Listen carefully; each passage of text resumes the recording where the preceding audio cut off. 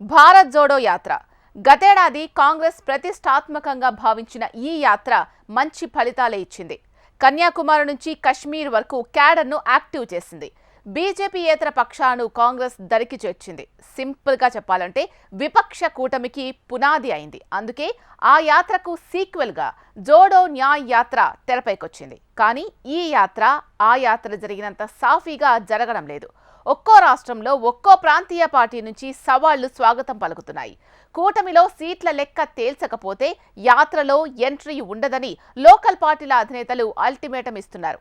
అసలే కీలక పార్టీలు కూటమి గోడలు దూకేస్తున్న వేళ ఈ వ్యవహారం కాంగ్రెస్ ను మరింత కలవరపెడుతోంది.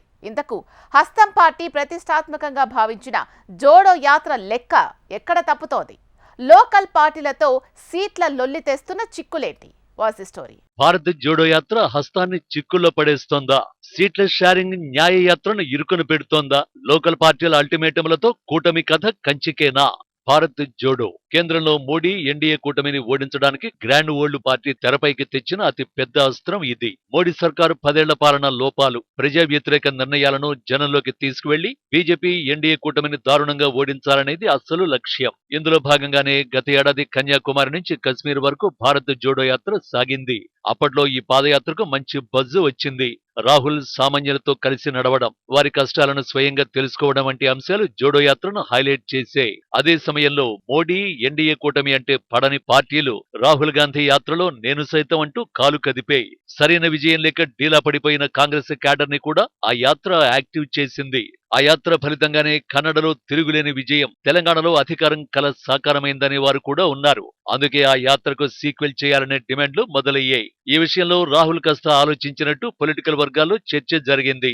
చివరికి కాంగ్రెస్ అధిష్టానం మిత్రపక్షాల ఒత్తిడితో భారత్ జోడో న్యాయ యాత్ర మొదలైంది. భారత్ జోడో యాత్ర న్యాయ యాత్ర లక్ష్యం కూడా బీజేపీ ఎన్డీఏ కూటమిని ఓడించాలన్నదే.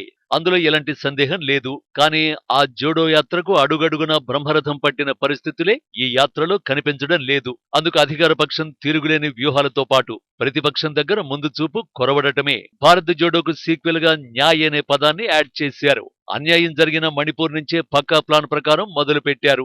ఇంతవరకు అంతా బాగానే ఉన్నప్పటికీ మిత్రపక్షాలతో తేల్చుకోవాల్సిన లెక్కలు తేల్చుకోకుండానే యాక్షన్లోకి దిగారు. ఫలితంగా రాహుల్ అడుగుపెట్టిన రాష్ట్రాల్లో బ్రహ్మరథం పట్టాల్సిన మిత్రపక్షాలే అసలు లెక్క తేలిన తర్వాతే యాత్రలో అడుగుపెట్టేదని అల్టిమేటాలు జారీ చేస్తున్నాయి. అందుకు ఉత్తరప్రదేశ్ లో ప్రధాన ప్రతిపక్షంగా ఉన్న సమాజ్వాదీ పార్టీనే ఉదాహరణ.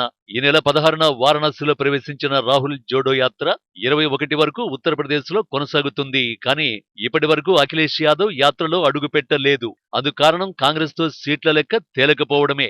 యూపీలో రాహుల్ యాత్ర ముగింపునకు వస్తున్న వేళ కాంగ్రెస్ తో సీట్ల పంపకాల వ్యవహారం తేలేంత వరకు భారత్ జోడో న్యాయ యాత్రలో తమ పార్టీ పాల్గొనేది లేదని అఖిలేష్ యాదవ్ సంచలన ప్రకటన చేశారు. కాంగ్రెస్ తో పొత్తులో భాగంగా తొలుత 11, ఆ తర్వాత 17 లోక్సభ స్థానాల్ని కాంగ్రెస్ పార్టీకి ఇచ్చేందుకు ఎస్పీ ప్రతిపాదన కూడా చేసింది. అయితే కాంగ్రెస్ మాత్రం తమకు కనీసం 20 సీట్లు కావాలని పట్టుబట్టిందట. ఈ నేపథ్యంలోనే సీట్ల లెక్క తేలితేనే యాత్రలో అడుగు పెడతానని అఖిలేష్ తేల్చేశారు. అందుకు తగ్గట్టే రెండు పార్టీల మధ్య చర్చలు జరిగాయి. కానీ ఫలితాలు మాత్రం వచ్చినట్టు లేదు. దాదాపు అన్ని సీట్లలోనూ రెండు పార్టీలు ఏకాభిప్రాయానికి వచ్చినప్పటికీ కేవలం మొరాదాబాద్ నియోజకవర్గం విషయంలో తగ్గేదే లేదంటున్నారు. బిజ్నోర్ స్థానాన్ని కాంగ్రెస్ కోరుతుండగా మొరాదాబాద్ కానీ బిజ్నోర్ కానీ ఇచ్చేందుకు ఎస్పీ నిరాకరిస్తోంది. ఫలితంగా కాంగ్రెస్ కు విపక్ష కూటమికి మరో కీలక పార్టీ దాదాపుగా దూరమైనట్టుగానే కనిపిస్తోంది. అదే జరిగితే విపక్ష కూటమి కథ ఆల్మోస్ట్ ముగిసిపోయినట్టే. నిజానికి భారత్ జోడో న్యాయ యాత్ర ఏ రాష్ట్రంలో అడుగు పెడితే అక్కడ ఇదే పరిస్థితి ఎదురయ్యేలా కనిపిస్తోంది. ఇంతకుముందు పశ్చిమ బెంగాల్లో యాత్ర ఎంటర్ కాకముందే మమతా బెనర్జీ కాంగ్రెస్ తో కలిసి నడిచేది లేదని తేల్చేశారు. బెంగాల్లో తాము సింగిల్ గానే బరిలోకి దిగుతామని ప్రకటించారు. 42 లోక్సభ నియోజకవర్గాలున్న వెస్ట్ బెంగాల్లో కాంగ్రెస్ కు 2 సీట్లు ఆఫర్ చేసింది తృణమూల్. కానీ హస్తం పార్టీ మాత్రం 8 స్థానాలైనా ఇవ్వాలని మమతను కోరింది.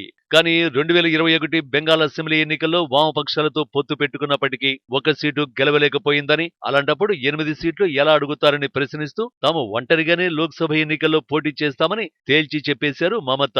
ఈ ప్రకటనతో విపక్ష కూటమితో తృణమూల్ కాంగ్రెస్ ప్రయాణం కూడా దాదాపుగా ముగిసిపోయింది. ఈ మొత్తం వ్యవహారం రాహుల్ యాత్ర బెంగాల్లో మొదలయ్యే సమయంలోనే జరిగింది. రాహుల్ గాంధీ సైతం మమతతో వివాదం కొలిక్కి వస్తుందని ప్రకటించినా ఆ దిశగా అద్భుతమేది జరగలేదు. మరోవైపు భారత్ జోడో న్యాయ యాత్ర వెస్ట్ బెంగాల్ తర్వాత బీహార్లో జరిగింది. అప్పుడు కూడా సేమ్ టు సేమ్ సిచ్యువేషన్. అప్పటి వరకు కూటమి కోసం అహర్నిశలు కృషి చేసిన ఆర్జేడీ చీఫ్ నితీష్ కుమార్ ఒక్కసారిగా కూటములను మార్చేసి కాంగ్రెస్ మైండ్ బ్లాంక్ చేసేశారు. అది కూడా రాహుల్ బీహార్లో అడుగు పెట్టకుండానే. అసలు కూటమి ఏర్పాటు చేసేందుకు చొరవ చూపించిన నితీష్ కుమార్ లేకపోతే ఆ అలయన్స్ లో బలమే ఉంటుంది. పైగా కాంగ్రెస్ తో సైద్ధాంతిక విభేదాలున్న పార్టీలన్నింటినీ ఒక్కచోటకు చేర్చింది నితీష్ కుమారే. ఆయనపై ఉన్న గౌరవంతోనూ నమ్మకంతోనూ కొన్ని పార్టీలు వచ్చి కూటమిలో చేరాయి. అందులో ఆమ్ ఆద్మీ కూడా ఒకటి. కానీ ప్రాంతీయ పార్టీలతో సీట్ల లెక్కలు తేలకపోవడం, తనకు తగిన ప్రాధాన్యం లేకపోవడంతో ఇండియా పేరుతో పెట్టిన కూటమి వర్కౌట్ కాదని నితీష్ డిసైడ్ అయ్యారు. కూటమిల్ని మార్చడం నితీష్ కు కుర్చీ మడతపెట్టినంత ఈజీ కాబట్టి ఇటు నుంచి అటు జంప్ అయ్యారు. ఆ ఫలితంగానే ఆమ్ ఆద్మీ సైతం పంజాబ్ లో సింగిల్ గానే వెళతామని తేల్చేసింది. ఢిల్లీలో కూడా అదే సీన్ రిపీట్ అయ్యేలా కనిపిస్తోంది. ఇక రాహుల్ భారత్ జోడో యాత్ర యూపీ నుంచి మధ్యప్రదేశ్, రాజస్థాన్, గుజరాత్, మహారాష్ట్రలలో కొనసాగాల్సి ఉంది. ఈ రాష్ట్రాల్లో మధ్యప్రదేశ్ హస్తం పార్టీకి చాలా కీలకం. అలాంటి రాష్ట్రంలో రాహుల్ అడుగు పెట్టక ముందే కమల్నాథ్ ఎపిసోడ్ కాంగ్రెస్ ను కలవరపెట్టింది. 2023లో జరిగిన మధ్యప్రదేశ్ అసెంబ్లీ ఎన్నికల్లో కాంగ్రెస్ ఘోర పరాజయం తర్వాత పార్టీ చీఫ్ పదవి నుంచి తనను తొలగించడంతో అధిష్టానంపై కోపం ఉన్న మాజీ సీఎం కమల్నాథ్ తన కుమారుడు నకుల్ నాథ్ తో కలిసి బీజేపీలో చేరుతారన్న ప్రచారం జరిగింది. రాష్ట్రం నుంచి రాజ్యసభకు ఛాన్స్ ఇస్తారనుకుంటే కమల్నాథ్ కు హస్తం మొండి చేయి చూపడంతో కమల్నాథ్ అసంతృప్తితో ఉన్నారని బీజేపీలో చేరేందుకే ఢిల్లీ వెళ్లినట్టు చర్చ జరిగింది. ఈ వ్యవహారంపై ఆయన స్పందించకపోవడం మరింత ఉత్కంఠకు గురిచేసింది. ఈ క్రమంలో కాంగ్రెస్ అధిష్టానం రంగంలోకి దిగి కమల్నాథ్ ను బుజ్జగించింది. రాహుల్ ఖర్గేలు కమల్నాథ్ తో సమావేశమై చర్చించడంతో ఆయన యూటర్న్ తీసుకున్నారు. లేదంటే రాహుల్ ఎంట్రీకి ముందు మధ్యప్రదేశ్ కూడా కాంగ్రెస్ కు కాకుండా పోయేదే. అదే జరిగితే కాంగ్రెస్ మరిన్ని ఇబ్బందులు ఎదుర్కోవలసి వచ్చేది. మరోవైపు మధ్యప్రదేశ్ తర్వాత రాహుల్ అడుగుపెట్టబోయే గుజరాత్, రాజస్థాన్ రాష్ట్రాలు కూడా కాంగ్రెస్ కు కలిసొచ్చే అవకాశం లేదు. గుజరాత్ లో ఎలాగో మోడీ మేనియానే కొనసాగుతోంది. రాజస్థాన్ ప్రజలు కూడా మొన్నటి అసెంబ్లీ ఎన్నికల్లో కాంగ్రెస్ ను తిరస్కరించారు. ఎటొచ్చి మహారాష్ట్రలో అయినా రాహుల్ యాత్ర సత్ఫలితాలనిస్తుందనుకున్నా అక్కడ కూడా కూటమికి వ్యతిరేక పరిస్థితులే ఉన్నాయి. ఎన్సీపీ రెండుగా చీలిపోవడంతో బలమైన పార్టీ కూటమికి లేకుండా పోయింది. ఈ మొత్తం వ్యవహారంలో ఒక్క విషయం మాత్రం క్లియర్ గా అర్థమవుతోంది. భారత్ జోడో న్యాయ యాత్ర ద్వారా మోడీ ఎన్డీఏ కూటమిని ఓడించడం మాట దేవుడెరుగు. విపక్ష కూటమి కూడా బలపడే పరిస్థితి కనిపించడం లేదు. వాస్తవానికి రాహుల్ భారత్ జోడో న్యాయ యాత్ర మొదలు కాకముందే మిత్రపక్షాలతో సీట్ల లెక్కలు తేల్చుకుని ఉంటే పరిస్థితి మరోలా ఉండేది. పశ్చిమ బెంగాల్, బీహార్, ఉత్తరప్రదేశ్ వంటి రాష్ట్రాల్లో దేశవ్యాప్తంగా గుర్తింపు ఉన్న నితీష్, మమత, అఖిలేష్ వంటి నేతలు రాహుల్ గాంధీతో అడుగు వేసి మోడీ ఎన్డీఏకు దీటుగా కూటమిని చూపించగలిగేవారు. భారత్ జోడో న్యాయ యాత్ర లక్ష్యం కూడా నెరవేరి ఉండేది. కానీ ఐక్యత చాటకుండానే రాహుల్ అడుగు ముందుకు వేయడం భారత్ జోడో న్యాయ యాత్రను రాంగ్ రూట్ లోకి తీసుకెళ్లినట్టు కనిపిస్తోంది. అధికార బీజేపీ సొంతంగానే 370 స్థానాల్లో గెలుస్తామని ఇంత కాన్ఫిడెంట్ గా చెప్పడం వెనుక కాంగ్రెస్ కు ముందు చూపు కొరవడటమే అని విశ్లేషకులు అభిప్రాయపడుతున్నారు. ఏది ఏమైనా రాహుల్ మాత్రం అడుగు ముందుకేస్తూ వెళ్లిపోతున్నారంతే.